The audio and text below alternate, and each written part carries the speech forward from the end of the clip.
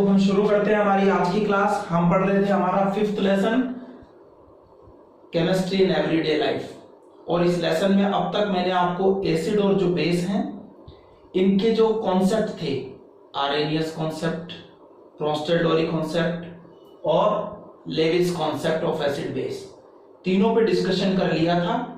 आज हम शुरू कर रहे हैं chemical properties of acid and base. इस पर आज हम बात करेंगे। Chemical properties of acid and base पर हम बात करने वाले हैं। तो आइए अपनी बात शुरू करते हैं chemical properties of acid and base पर। सबसे पहली बात करें, पहला बिहेवियर, हमने जब इनिशियल डेफिनेशन आपको बताई थी बेटा, तो मैंने आपको बताया था कि एसिड जो होते हैं वो ब्लू लिटमस पेपर को रेड, बेस क्या करते हैं, रेड लिटमस पेपर को ब्लू करते हैं। मैंने आपको पहले भी बताया था कि रेड लिटमस पेपर और ब्लू लिटमस पेपर, ये लिटमस पेपर बनते किससे हैं, लाइकेन नाम की एक एल्गी और फंजाई की कॉम्बिनेशन होती है। इस लाइकेन से ये नेचुरल इंडिकेटर जो है लिटमस पेपर प्रिपेयर होता है, जो किसी मीडियम की एसिडिक या बेसिक नेचर को बताने के लिए यूज किया जाता है। तो ये ब्लू और रेड दो तरह का लिटमस पेपर होता है, ब्लू लिटमस पेपर और रेड लिटमस पेपर। तो जब एसिड के सॉल्यूशन में ब्लू लिटमस पेपर को डिप करते हैं तो वो रेड हो जाता है। रेड लिटमस पेपर को अगर बेस के सॉल्यूशन में डिप करते हैं तो वो ब्लू हो जाता है। ये तो फर्स्ट प्रॉपर्टी है। अब सेकंड फीचर की बात करें, सेकंड फीचर है रिएक्शन विथ मेटल्स। ये रिएक्शन विथ मेटल्स हम 8th में पढ़ लेते थे। 8th में हम पढ़ते थे कि जब एसिड किसी मेटल से रिएक्ट करते हैं तो उस वक्त क्या बनता है, हाइड्रोजन गैस बनती है। हमने 8th में पढ़ लिया था। जो डायग्राम आप मेरे पीछे देख रहे हैं, इस डायग्राम के बारे में 8th में भी ये डायग्राम था आपका। रिएक्शन जब मैंने 6th बताई थी तो आपको एक डिस्प्लेसमेंट रिएक्शन बताता था। मैंने आपको बताया था कि जब आप ग्रेनुलर जिंक की रिएक्शन H2SO4 से करवाते हैं तो क्या होता है, जिंक H2SO4 से रिएक्ट करके ZnSO4 बनाता है और साथ में यहां कौन सी गैस बनती है, हाइड्रोजन गैस बनती है। तो हमने पढ़ा था ये रिएक्शन डिस्प्लेसमेंट रिएक्शन होती है, जहां मेटल क्या करती है, एसिड में से हाइड्रोजन को डिस्प्लेस कर देती है। तो पहले ही हमारी केमिकल प्रॉपर्टी है रिएक्शन विथ मेटल्स। तो याद रहे, सभी एसिड मेटल्स के साथ रिएक्ट करके सोल्ट का फॉर्मेशन करते हैं और यहां हाइड्रोजन गैस बाहर निकलती है, हाइड्रोजन गैस इवॉल्व होती है, रिलीज होती है यहां से। तो आपको एग्जाम में ये डायग्राम जो आप सामने देख रहे हैं ये पूछा जाता है बेटा। आपको पूछा जाता है कि हाइड्रोजन गैस की मेथड का या लेबोरेटरी मेथड का डायग्राम बनाइए, लेबल्ड डायग्राम बनाइए। या आपसे सेकंड क्वेश्चन ऐसा पूछ लिया जाता है कि एसिड और मेटल के बीच रिएक्शन का डायग्राम बनाइए। तो ये डायग्राम आपको लर्न करना है। हाइड्रोजन गैस का प्रिपरेशन किया जाता है तो लेबोरेटरी में क्या क्या यूज होता है। सबसे पहले आपके पास एक स्टैंड होता है, ठीक है। उस स्टैंड पर आप एक ग्लास ट्यूब लगाते हैं जिसको हम टेस्ट ट्यूब बोल देते हैं। छोटे लेवल पर देखिए, लेबोरेटरी में जब किसी भी चीज को प्रिपेयर किया जाता है ना, तो वहां क्वांटिटी नहीं क्वालिटी का ध्यान रखा जाता है कि जो चीज हम बना रहे हैं उसका अमाउंट भले ही स्मॉल हो लेकिन वो क्वालिटी में बहुत अच्छी होनी चाहिए, प्योर होनी चाहिए। जबकि इंडस्ट्री में कोई चीज प्रिपेयर की जाती है तो लार्ज क्वांटिटी पे प्रिपेयर की जाती है और साथ में प्रॉफिट का ध्यान रखा जाता है। तो हम यहाँ लेबोरेटरी में बना रहे हैं, स्मॉल अमाउंट में बनाएंगे, इसलिए स्मॉल अमाउंट में बना रहे हैं तो हमारे पास टेस्ट ट्यूब होगी, उससे काम चल जाएगा। तो आपके पास क्या होनी चाहिए, एक टेस्ट ट्यूब होनी चाहिए।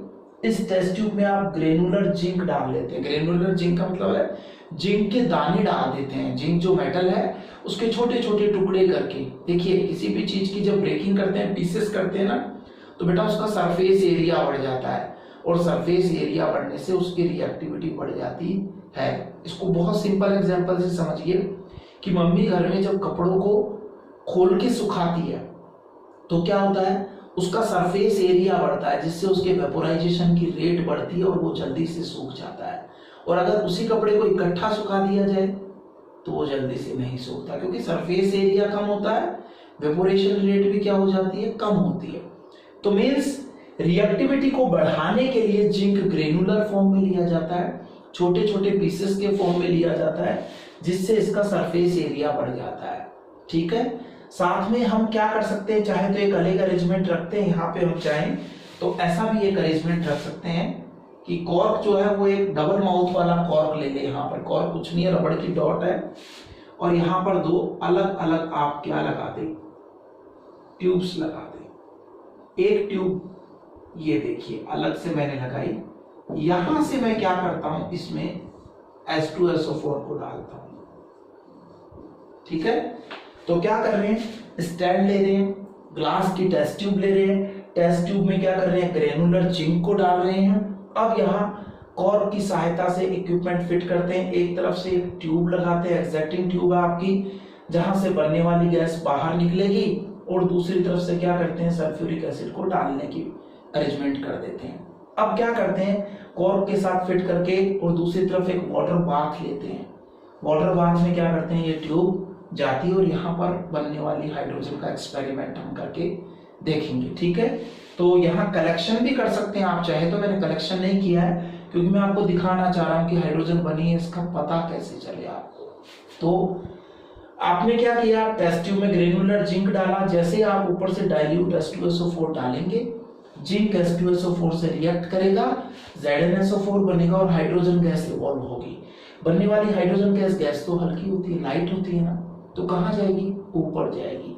तो गैस ऊपर जाती है, ऊपर से एग्जैक्टिंग ट्यूब से निकलती है और इस वाटर बाथ में जाती है। वाटर बाथ में क्या रखा हुआ है, यहाँ वाटर में सॉल्ट का सॉल्यूशन बनाया हुआ है। सॉल्ट सभी के घर में होता है, सॉल्ट का क्या कर लेते हैं, वाटर बाथ में हम सॉल्यूशन बना के रखते हैं। इससे क्या होता है, जैसे इधर से एयर करंट आता है तो क्या होता है, सॉल्ट के बबल्स बनते हैं। अब सॉल्ट के बबल्स बनेंगे तो कहाँ निकलेंगे, बाहर निकलेंगे।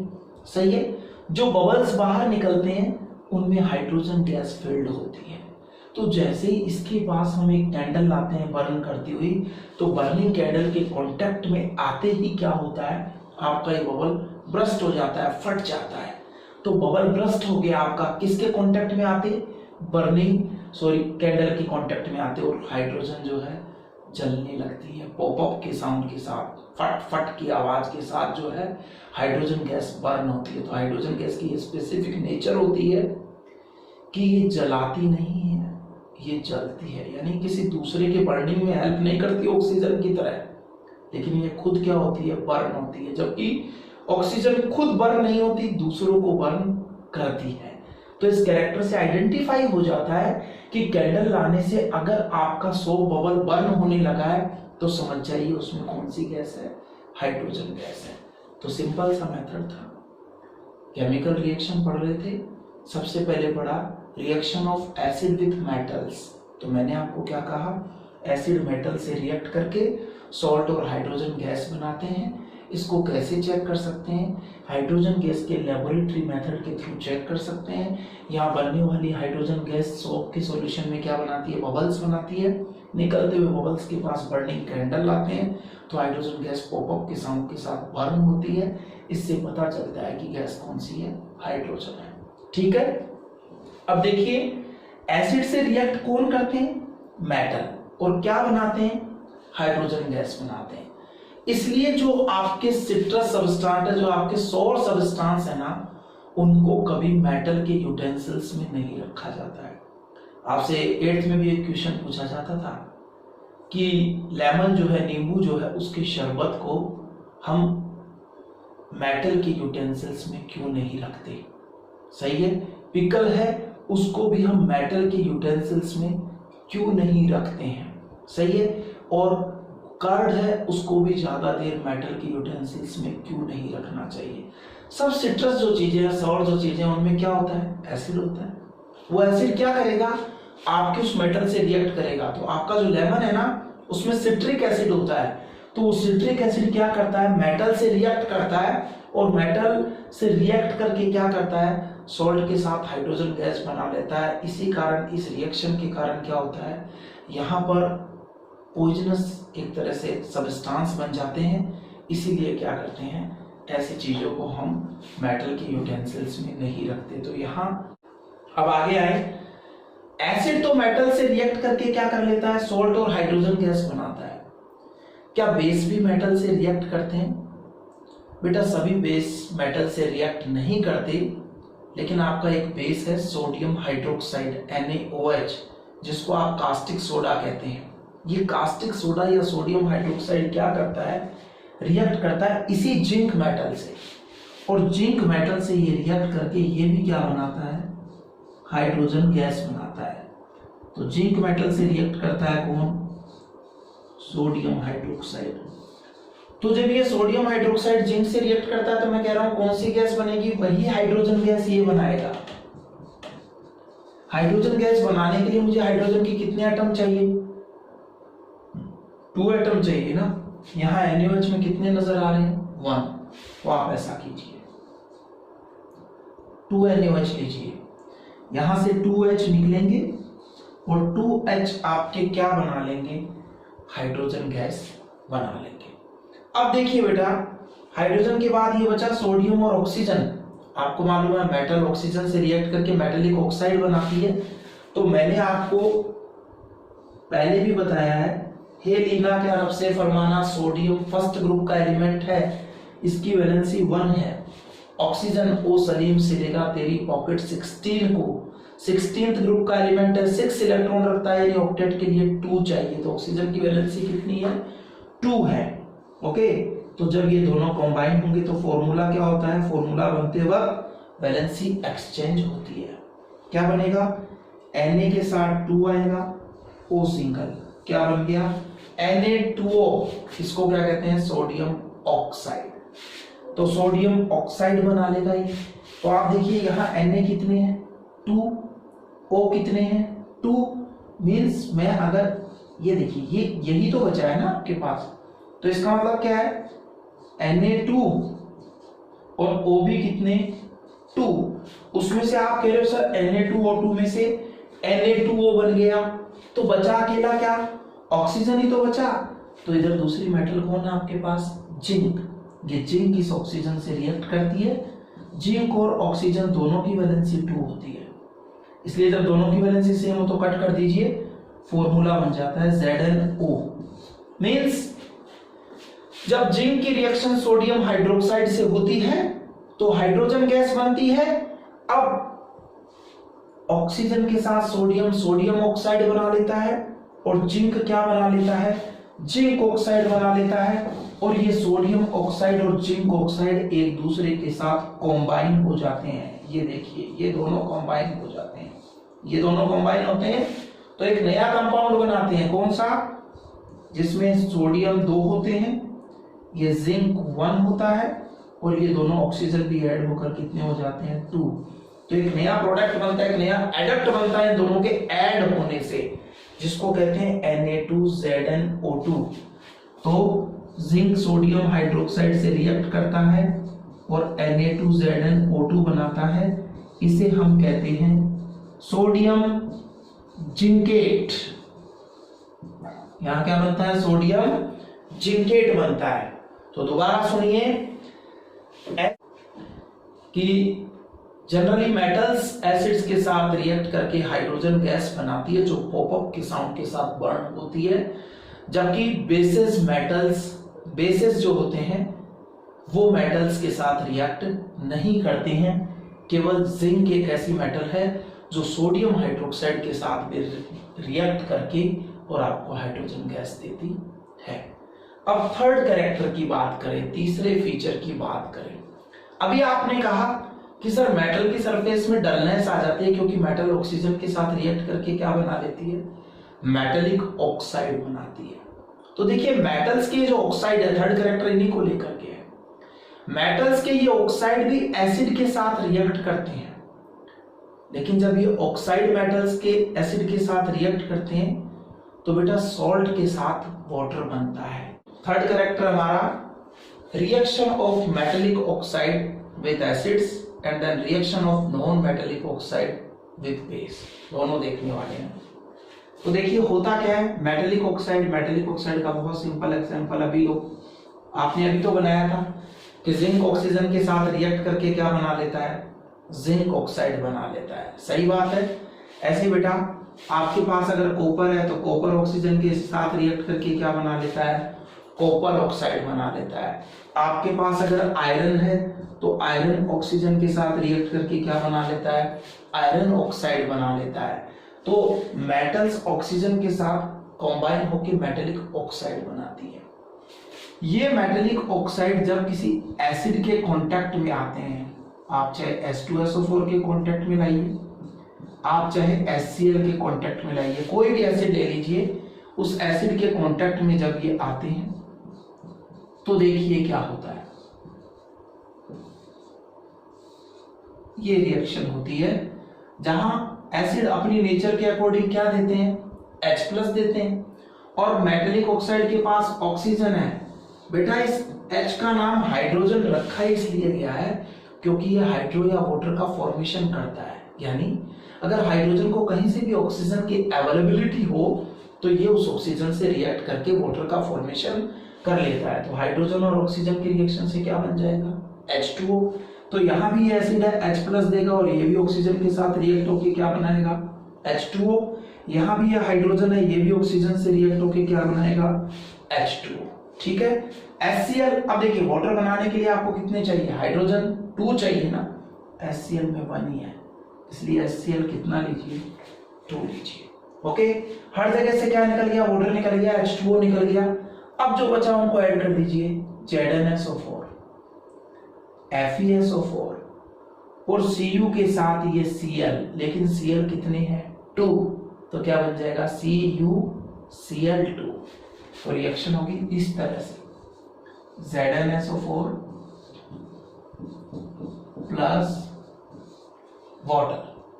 देखिए जो रिएक्शंस मैं कर रहा हूं बेटा, अच्छा हो आप मेरे साथ साथ रफ नोटबुक में लिखते हुए चले। ठीक है, आपको नोट्स मिलेंगे, लेकिन अगर हम साथ साथ लिखते हुए चलेंगे तो हमें प्रॉब्लम नहीं आएगी, लर्न हो जाएगा साथ साथ कि हाँ ये देखा हुआ है। कॉपर और Cl जुड़ेंगे, Cl कितने हैं आपको दिख रहे हैं, 2, तो दोनों एक कॉपर से जुड़ जाएंगे। 2 हाइड्रोजन जो निकल रहे हैं वो ऑक्सीजन से रिएक्ट करके क्या बना लेंगे, वाटर मॉलिक्यूल बना लेंगे। यहां फिर से क्या निकल गया, H2O, और Fe और SO4 आपस में जुड़ के क्या बना लेंगे, FeSO4। तो हम क्या देख रहे हैं कि मेटेलिक ऑक्साइड जब एसिड से रिएक्ट करते हैं तो सॉल्ट और वाटर बनाते हैं। आप न्यूट्रलाइजेशन रिएक्शन को याद कीजिए, न्यूट्रलाइजेशन रिएक्शन में भी क्या होता था, एसिड और बेस आपस में रिएक्ट करके सॉल्ट और वाटर बनाते थे।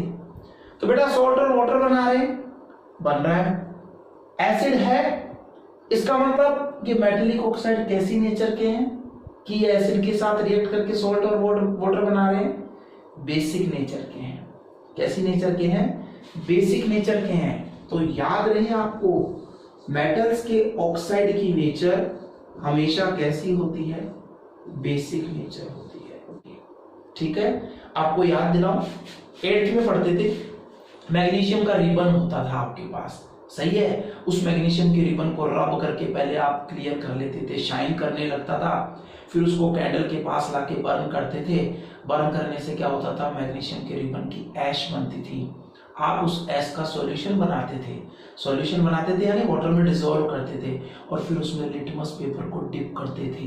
तो आप क्या देखते थे कि मैग्नीशियम की जो ऐश बनी है, वास्तव में क्या हुआ था उस वक्त, मैग्नीशियम ने बेटा ऑक्सीजन से रिएक्ट किया था। किसी भी चीज को बर्न करते हैं तो मैंने कहा था ना वो ऑक्सीजन से रिएक्ट करती है, तो मैग्नीशियम ने ऑक्सीजन से रिएक्ट करा था और क्या बनाया था, मैग्नीशियम ऑक्साइड बनाया था। फिर उस मैग्नीशियम ऑक्साइड को आप क्या करते थे, उसको आप वाटर में डिसॉल्व करते थे। तो वो वाटर में डिसॉल्व जब भी कोई ऑक्साइड होता है ना, तो क्या बनता है, हाइड्रोक्साइड। तो वो मैग्नीशियम ऑक्साइड वाटर से रिएक्ट करके क्या बना लेता था, मैग्नीशियम हाइड्रोक्साइड बनाता था। हाइड्रोक्साइड में OH है ना, जिनमें OH होता है आर्नियस कहते हैं, वो क्या होते हैं, बेस होते हैं। तो ये मैग्नीशियम हाइड्रोक्साइड बेस होता है। जैसे इसमें लिटमस पेपर को डिप करते हैं, ये क्या करता है, रेड लिटमस पेपर को ब्लू कर देता है। इट मींस ये अपनी बेसिक नेचर को शो करता है। तो ये हाइड्रोक्साइड बना किससे? इस ऑक्साइड से तो बना, यानी मैग्नीशियम की इस ऑक्साइड की, मैग्नीशियम क्या थी? मेटल। मेटल की इस ऑक्साइड की नेचर कैसी थी? बेसिक थी।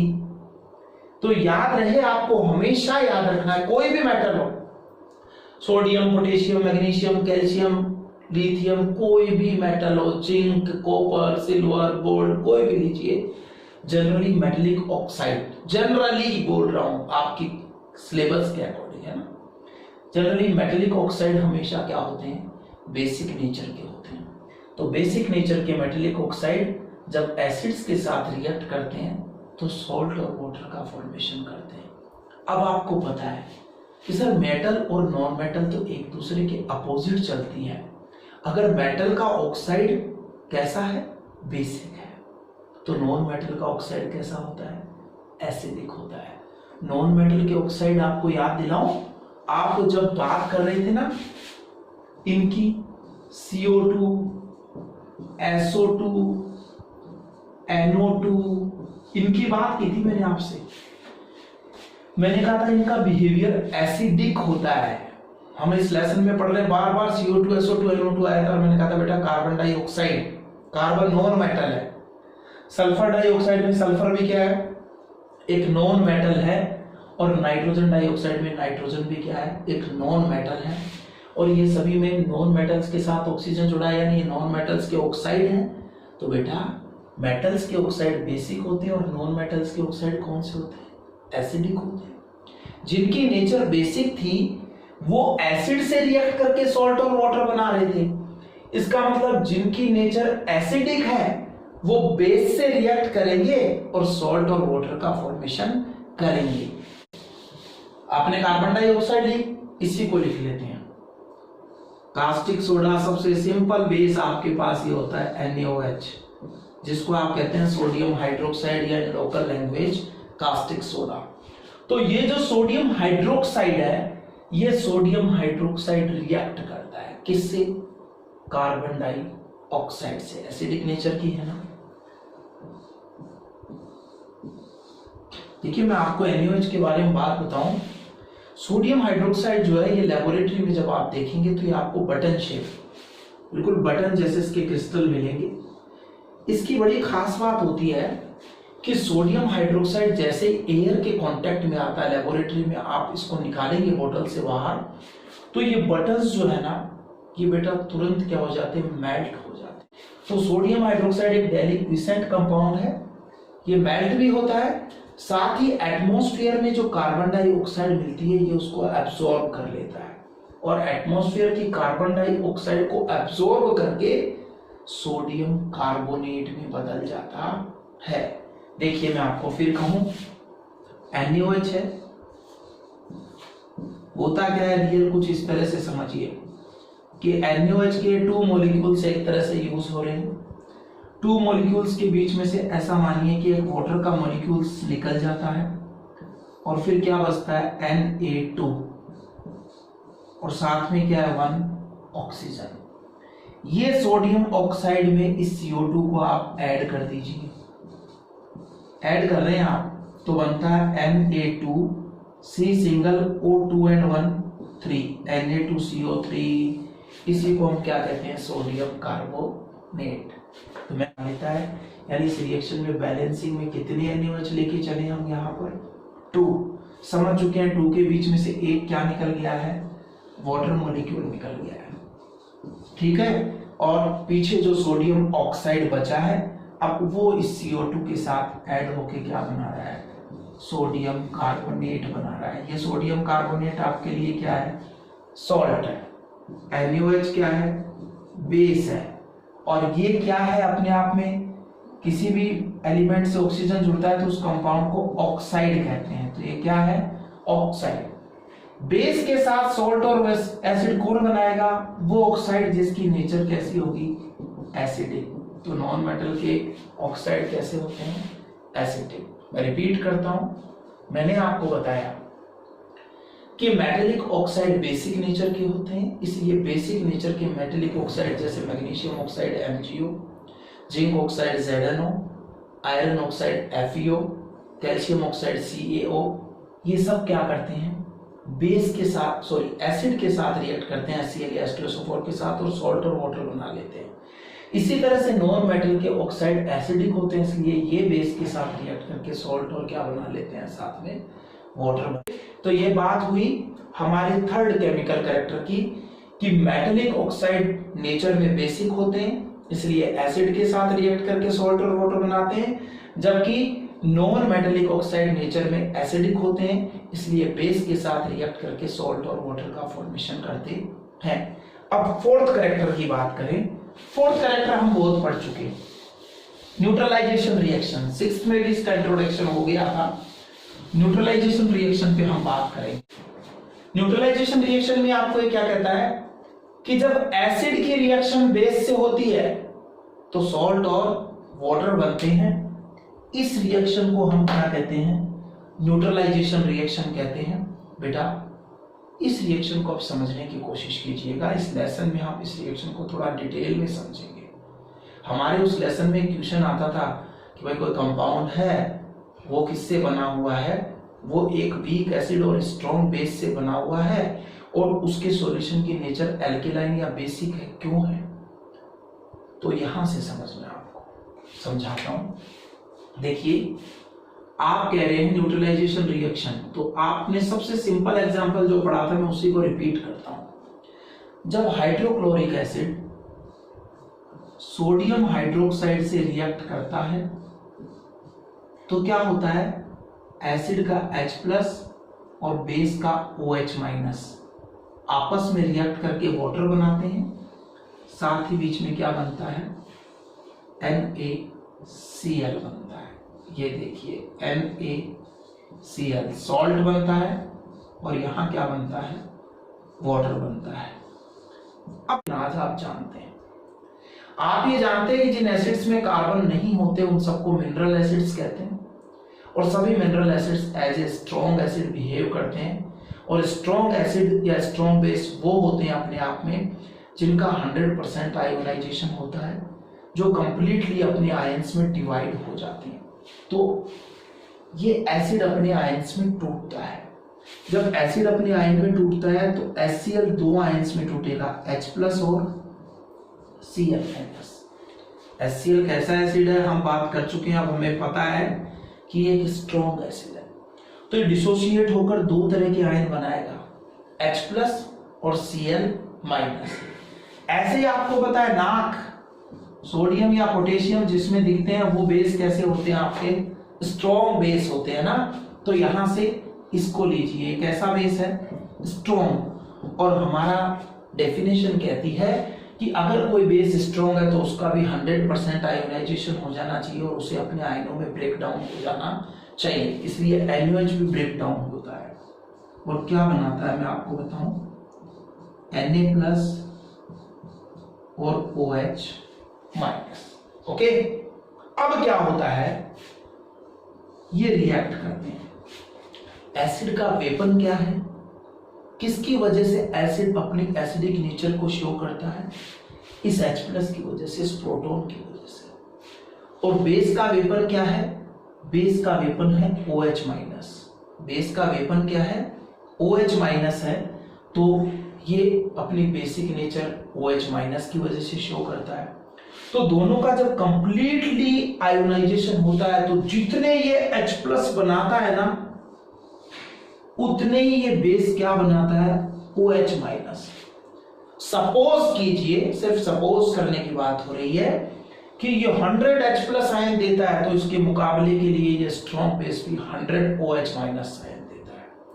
और सभी H+ और OH- आपस में कंबाइन होते हैं और आपस में मिलके बनाते हैं वाटर।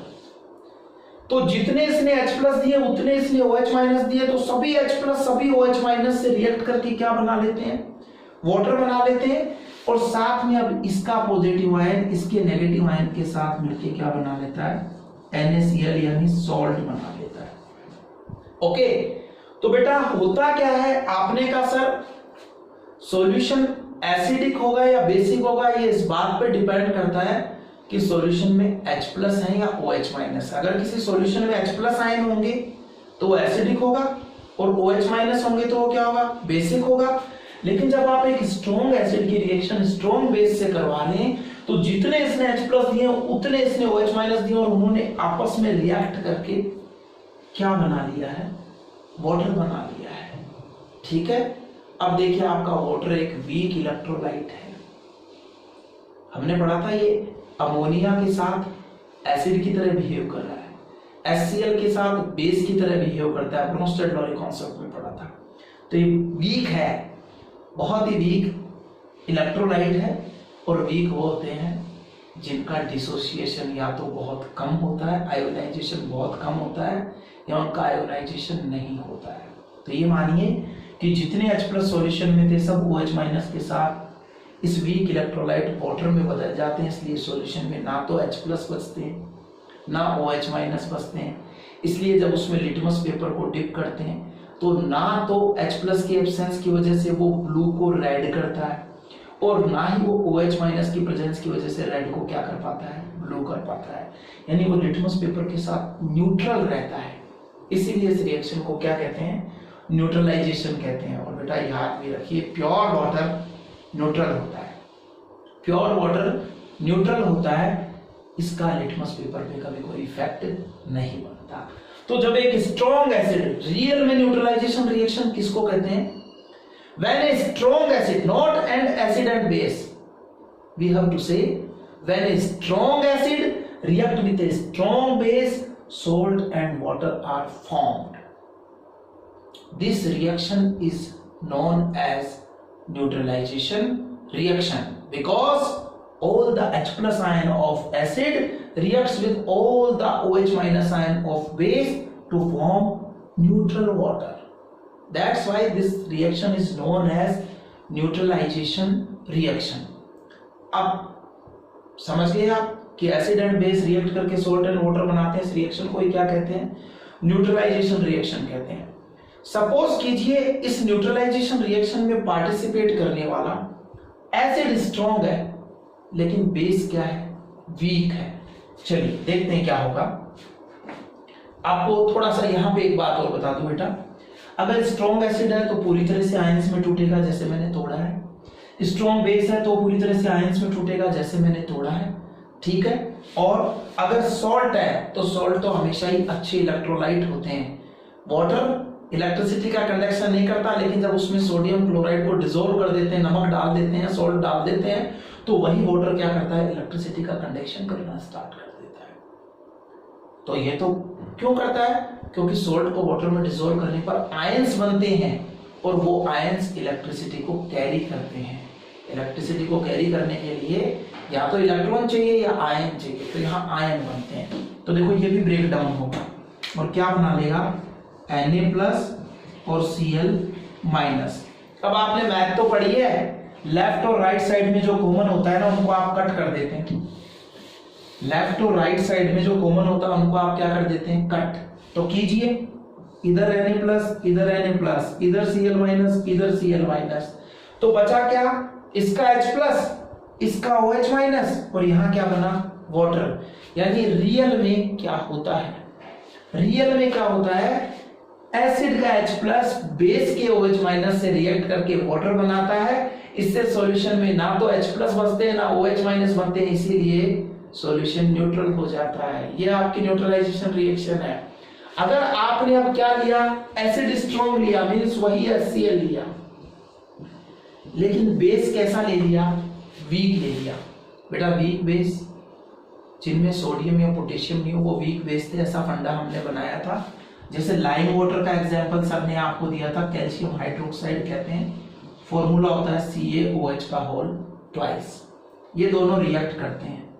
ये है एसिड, लेकिन आपको पता है HCl मिनरल एसिड है, इसमें कार्बन नहीं है, कैसा है, स्ट्रॉन्ग है। और CaOH2 इसमें सोडियम और पोटेशियम नहीं है, इसलिए वीक है। OH है इसलिए बेस है, यानी कैसा बेस है, वीक है।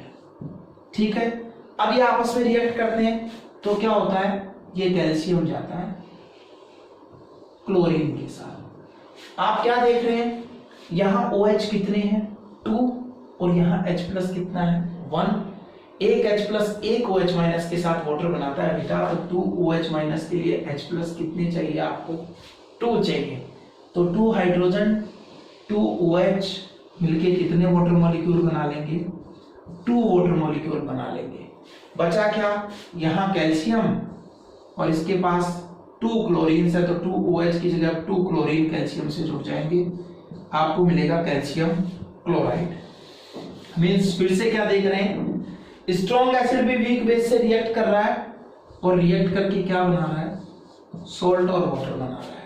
ठीक है, अब मैं वैसे की वैसे आपको समझा रहा हूं, इसको फिर आयंस में तोड़ते हैं। आयंस में ब्रेकडाउन कौन कौन होगा? वो जो स्ट्रॉन्ग है या वो जो सॉल्ट है, वो कंप्लीटली अपने आयंस में डिवाइड होगा। जो वीक है वो अपने आयंस में ब्रेकडाउन नहीं होगा, ऐसा मान लीजिए आप। मैंने कहा ना, या तो ब्रेकडाउन नहीं होगा, होगा भी तो उससे बहुत कम आयंस मिलेंगे। ठीक है, तो हम इसकी बात ही क्यों करें, हम इधर बात करें। क्या होता है? स्ट्रॉन्ग एसिड होने के कारण HCl टूटता है, किसमें? H प्लस और Cl माइनस में। ठीक है, वीक बेस होने के कारण हम कहते हैं वीक का आयोनाइजेशन नहीं होता, तो हम इसको वीक होने के कारण ब्रेक डाउन नहीं करते हैं। ओके, और दूसरी तरफ देखिए क्या हो रहा है, क्या बन रहा है इधर? CaCl2 में दोनों को अलग कीजिए एक दूसरे से। जो इसको मिला हुआ है वो कैल्शियम का चार्ज है, जो इसको मिला हुआ है इसके कुछ नहीं है तो क्या है? 1 है। ये किसका चार्ज है? Cl का है। तो कितने क्लोरीन है यहाँ? 2 क्लोरीन है और एक क्या है? कैल्शियम। तो Ca2 प्लस और 2 क्या बनते हैं? Cl माइनस, और यहां साथ में क्या बनता है? वाटर। बात को दोबारा सुन लीजिए एक बार। मैंने कहा स्ट्रॉन्ग एसिड और स्ट्रॉन्ग बेस का कंप्लीटली आयोनाइजेशन होता है, वो अपने आयंस में ब्रेक डाउन होते हैं। मैंने कहा सोल्ट का भी कंप्लीटली आयोनाइजेशन होता है, वो भी अपने आयंस में ब्रेक डाउन होता है, इसलिए इलेक्ट्रोलाइट की तरह यूज किया जाता है। तो जब एक स्ट्रॉन्ग एसिड वीक बेस से रिएक्ट करता है तो भी सॉल्ट और वाटर बनते हैं। बनने वाला जो सोल्ट का ये वाटर के साथ सॉल्यूशन बना है, क्या इसकी नेचर न्यूट्रल होगी, ये मैं देखना चाहता हूं। जैसा मैंने पहले देखा था कि सर स्ट्रॉन्ग एसिड और स्ट्रॉन्ग बेस में H प्लस और OH माइनस दोनों रिएक्ट करके वाटर में बदल गए थे, कोई भी नहीं बचा था, इसलिए सॉल्यूशन न्यूट्रल हो गया था। तो यहां देखिए स्ट्रॉन्ग एसिड को तो आप आयोनाइज्ड कर दीजिए, लेकिन वीक बेस को जब आपने वाटर को नहीं तोड़ा था तो वीक बेस को भी आप मत तोड़िए, ऐसे कि ऐसे लिख दीजिए। अब आप रिएक्शन देखिए क्या होता है, आयन भी ब्रेक डाउन हो जाता है। अब दोनों तरफ में जो कॉमन है उसको आप कट कर दीजिए। आपने कट कर दिया, ये लीजिए, कट कर दिया ना, क्लोरीन क्लोरीन कट गया। लेकिन आप क्या देख रहे हैं, अब इस सॉल्यूशन में क्या बच रहे हैं? H प्लस बच रहे हैं। कौन बच रहे हैं? H plus. तो जो सॉल्यूशन में होगा नेचर उस पर डिपेंड करेगी। अगर सॉल्यूशन में H प्लस बचा है ना बेटा, तो H प्लस की वजह से सॉल्यूशन की नेचर कैसी हो जाएगी? एसिडिक हो जाएगी। वैसे भी दूसरे शब्दों में समझ लो, स्ट्रॉन्ग आदमी हमेशा कमजोर को दबा के रखता है। एसिड और बेस में से जो स्ट्रॉन्ग होगा नेचर उसके अकॉर्डिंग ही सॉल्यूशन की रहेगी। और एसिड और बेस में से स्ट्रॉन्ग फिलहाल किसको लिया आपने? एसिड को लिया है। तो बेटा जब आपके पास एक स्ट्रॉन्ग एसिड और वीक बेस का सॉल्ट होगा तो उस सॉल्ट की नेचर कैसी होगी? न्यूट्रल नहीं होगी। उस सॉल्ट की नेचर उसके अकॉर्डिंग होगी जो स्ट्रॉन्ग है, यानी एसिडिक होगी। क्यों? ये बताया कि सॉल्यूशन में क्या बचेंगे? H प्लस आयन बचेंगे। एक बार आपको स्पीकर पे ले रहा हूँ, यहाँ अगर प्रॉब्लम आ रही है तो आप मेरे को बताइए, और समझ में आ रहा है तो ठीक है। ओके, बात कर लेते हैं एक बार। बोलिए, समझ में आ रही है कि मैं क्या कहना चाह रहा हूं आपको? विनय, समझ में आ रहा है बेटा? मैंने जो फर्स्ट पार्ट बोला वो तो कोई दिक्कत है ही नहीं कि ब्लू को रेड और रेड को ब्लू। सेकंड मैंने बोला कि मेटल रिएक्ट करती है किससे? एसिड से, और हाइड्रोजन गैस बनाती है और मेटल में जिंक NaOH के साथ रिएक्ट करके भी सोडियम जिंकेट और हाइड्रोजन बनाती है, बाकी कोई ये रिएक्शन नहीं करता है। फिर मैंने आपको थर्ड बताई कि अगर मेटल के ऑक्साइड है तो बेसिक है, इसलिए एसिड से रिएक्ट करके सॉल्ट और वाटर बनाएंगे, और अगर नॉन मेटल के ऑक्साइड है तो एसिडिक है, इसलिए बेस से रिएक्ट करके सॉल्ट और वाटर बनाएंगे। फिर हम न्यूट्रलाइजेशन की बात कर रहे हैं। मैंने आपको कहा बेटा स्ट्रॉन्ग एसिड और बेस है तो उसको पूरी तरह से आयनों में तोड़ दीजिए। तोड़ेगा तो एसिड H+ देगा और बेस क्या देगा, OH- देगा। अब दूसरी तरफ मैंने कहा सोल्ट भी 100% आयोनाइज होगा, तो उसको भी उसके आयनों में तोड़ दीजिए। लेफ्ट और राइट में जो कॉमन है उन्हें कट कर दीजिए। आप क्या देखते हैं, स्ट्रॉन्ग एसिड और बेस के केस में लेफ्ट में H+ और OH- दोनों थे, इसलिए किसी की भी नेचर ही न्यूट्रल नेचर था। लेकिन अब क्या बचा है, H+ ही बचा है, OH- तो बने ही नहीं, इसलिए सॉल्यूशन की नेचर क्या होगी, एसिडिक होगी। अगर आप ये ब्रेक डाउन करना नहीं चाहते मत जाइए इस ब्रेक डाउन में, कोई इश्यू नहीं है। आप ये कॉमन बात तो याद रख सकते हैं कि अगर दो डिफरेंट पावर के बंदे हैं, एक स्ट्रॉन्ग है और एक वीक है, तो नेचुरल बात है कि चलेगी उसकी जो क्या है, स्ट्रॉन्ग है। इसलिए आपने कहा सर यहाँ एसिड स्ट्रॉन्ग है और बेस क्या है, वीक है, इसलिए बनने वाले सॉल्यूशन की नेचर स्ट्रॉन्ग के अकॉर्डिंग क्या होनी चाहिए, एसिडिक होनी चाहिए। तो यहां कोई दिक्कत थोड़ी ना, बोलिए किसी को है तो फिर भी अभी भी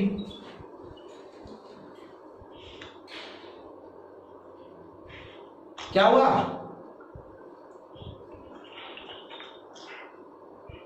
नहीं हुई बात क्लियर? भाई आप बोलेंगे नहीं तो पता कैसे चलेगा। चलिए मैं आगे बात करता हूं। अभी आपको इतनी बात याद करनी है कि अगर किसी सॉल्ट को बनाने वाले स्ट्रॉन्ग एसिड और स्ट्रॉन्ग बेस दोनों स्ट्रॉन्ग है तो सॉल्ट की नेचर न्यूट्रल होगी। अगर उनमें एसिड स्ट्रॉन्ग है और बेस वीक है तो नेचर स्ट्रॉन्ग के अकॉर्डिंग यानी एसिडिक होगी। अगर एसिड कैसा ले लेते आप, वीक ले लेते, और बेस कैसा ले लेते, स्ट्रॉन्ग ले लेते, तो नेचर कैसी होगी, बेसिक होगी। अब एक बात आती है कि भाई मुझे कैसे पता चलेगा कि ये सॉल्ट कौन से एसिड और कौन से बेस से बना हुआ है। तो बेटा याद रखो कि जैसे एसिड और बेस आपस में रिएक्ट करके सॉल्ट और वाटर बनाते हैं, वैसे ही सॉल्ट को वाटर में डिसॉल्व करने से फिर से क्या बनते हैं, एसिड और बेस बनते हैं। आओ मैं आपको बताता हूं वापस आगे।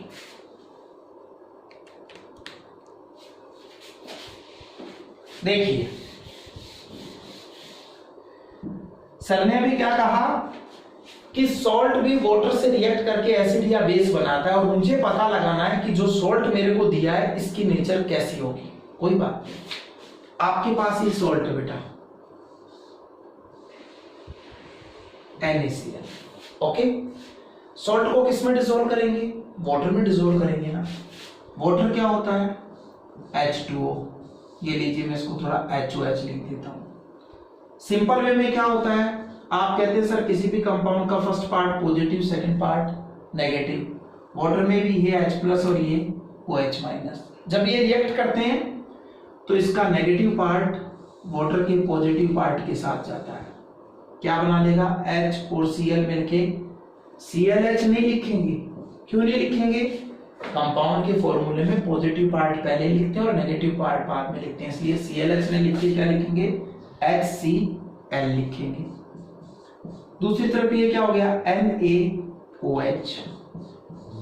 तो आप नहीं देख रहे क्या कि जब किसी सॉल्ट की रिएक्शन वाटर से होती है तो वापस से हमें एसिड और बेस मिलते हैं। जो एसिड और बेस हमें मिले इनकी नेचर को चेक करें आप। इसकी नेचर पता है, इसमें कार्बन नहीं है, कैसी है, स्ट्रॉन्ग है। इसमें नाक में से Na दिख रहा है, यानी ये भी कैसा है, स्ट्रॉन्ग है। और जब दोनों स्ट्रॉन्ग हो तो सर ने कहा था नेचर कैसी होगी, न्यूट्रल होगी।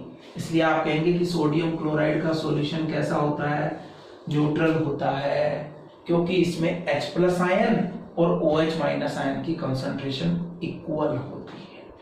ठीक है, दूसरी तरह से हम pH पढ़ेंगे तो भी जोड़ देंगे इस बात को कि इस सॉल्यूशन की pH कितनी होती है, 7 होती है। अगर सोचो मैं आपको NaCl नहीं देता, मैं आपको देता बेटा Na2CO3, मैंने आपको ये दे दिया सोडियम कार्बोनेट, इसका भी आप वाटर से रिएक्शन करवाइए। वही बात, कंपाउंड का पहला पार्ट पॉजिटिव और सेकंड पार्ट नेगेटिव।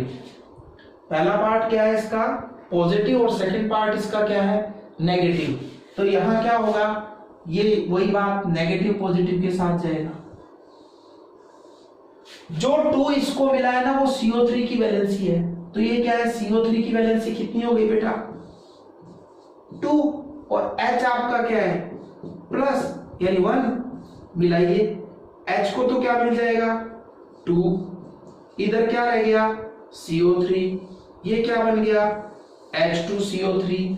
H2CO3 को क्या कहते हैं कार्बनिक एसिड, सर ने बताया था आपको।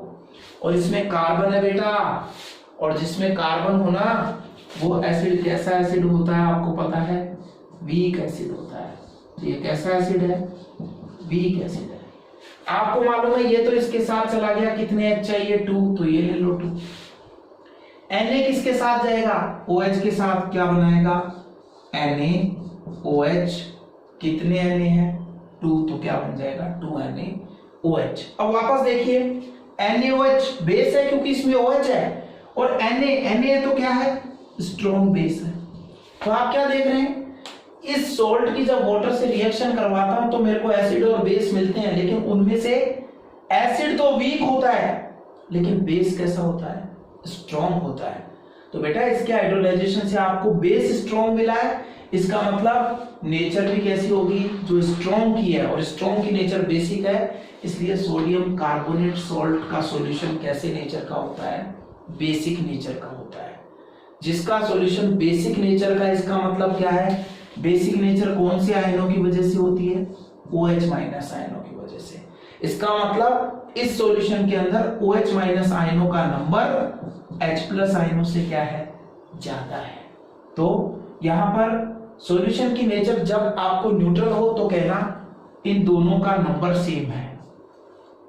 अगर कहे कि सॉल्यूशन की नेचर बेसिक है तो क्या आंसर देना OH माइनस आयन की कॉन्सेंट्रेशन H प्लस आयन से ज्यादा है। अगर आपको कहे सॉल्यूशन की नेचर एसिडिक है तो क्या आंसर देना H प्लस आयन की कॉन्सेंट्रेशन OH माइनस आयन से क्या है ज्यादा है। तो H प्लस आयन की कॉन्सेंट्रेशन OH माइनस आयन से ज्यादा है। कैसे एग्जांपल देख लो, मैंने यहां एक सॉल्ट लिखा है बेटा कैल्शियम क्लोराइड।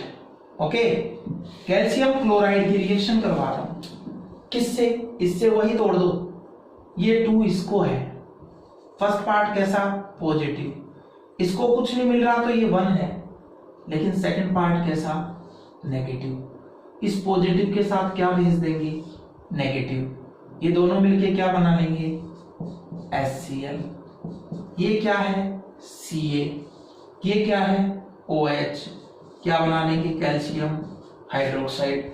तो बच्चे को आइडेंटिफाई करना चाहिए ना कि यार इसके पास OH है इसलिए बेस तो है, लेकिन इसके पास नाक नहीं है यानी ना सोडियम है ना पोटेशियम है, इसलिए कैसा बेस है वीक बेस है। इसमें कार्बन नहीं है, इसका मतलब ये एसिड कैसा है स्ट्रॉन्ग है। यानी ये सॉल्ट किन 2 चीजों से मिलके बना हुआ है, एक स्ट्रॉन्ग एसिड और वीक बेस से मिलके बना हुआ है, और जो सॉल्ट स्ट्रॉन्ग एसिड और वीक बेस से मिलके बनेंगे उनकी नेचर स्ट्रॉन्ग के अकॉर्डिंग कैसी होगी एसिडिक होगी। एसिडिक नेचर है मतलब वहां H प्लस आयन की जो कॉन्सेंट्रेशन है वो OH माइनस आयन से क्या है ज्यादा है। तो आपको इस तरह के क्वेश्चन पूछ ले, कोई सॉल्ट दे दे और ये पूछे कि इस सॉल्ट का एक्वस सॉल्यूशन न्यूट्रल है एसिडिक है या बेसिक है, तो आप कैसे बताएं। आप सबसे पहले उस सॉल्ट को लिखें, उसकी वाटर से रिएक्ट करवाएं, उसके फर्स्ट पार्ट को OH से जोड़ दें, उसके सेकंड पार्ट को H से जोड़ दें, आपको क्या मिल जाएंगे एसिड और बेस मिलेंगे। उन एसिड और बेस को आइडेंटिफाई करें कि बेस में सोडियम या पोटेशियम है तो वो स्ट्रॉन्ग है, और अगर एसिड में क्या है कार्बन है तो वो वीक है नहीं तो स्ट्रॉन्ग है। अब क्या करना है, अगर दोनों स्ट्रॉन्ग है तो नेचर न्यूट्रल कह दो, अगर बेस स्ट्रॉन्ग है तो नेचर बेसिक कह दो और कह दो कि OH माइनस आयन की कॉन्सेंट्रेशन H प्लस आयन से ज्यादा है। और अगर एसिड आपका स्ट्रॉन्ग है और बेस आपका वीक है तो कह दो कि नेचर एसिडिक होगी, और एसिडिक होगी इसका मतलब H प्लस आयन की कॉन्सेंट्रेशन OH माइनस आयन से ज्यादा है। तो ये आज हमने बात करी chemical properties of acid and base. 4 chemical properties आपको बताई है लिटमस पेपर के साथ बिहेवियर। फिर आपको मैंने सेकंड बताया कि मेटल्स के साथ रिएक्शन एसिड की और बेस की। फिर थर्ड आपको बताया मेटेलिक ऑक्साइड और नॉन मेटेलिक ऑक्साइड की एसिड और बेस के साथ रिएक्शन। और लास्ट आपको बताई न्यूट्रलाइजेशन।